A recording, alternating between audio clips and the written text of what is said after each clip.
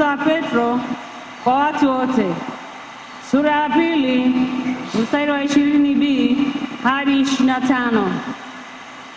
Ustahimili mtendapo mema na kupata mateso, huu ndio wema hasa mbele za Mungu, kwa sababu ndio mlioitiwa.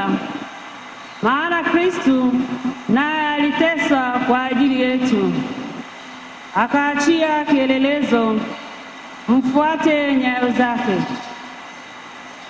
Yeye hakutenda dhambi, wala hila haikuonekana kinywani mwake. Yeye alitukanwa, hakurudisha matukano. Alipoteswa hakuogofya, bali alijikabidhi kwake yeye ahukumuye kwa haki.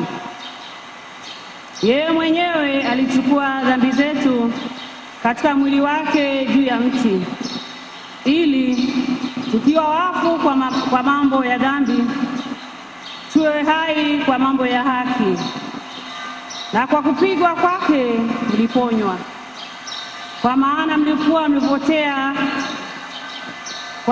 mlikuwa mmepotea kama kondoo, lakini sasa mmerudi mchungaji mwangalizi wa roho zenu. Neno la Bwana.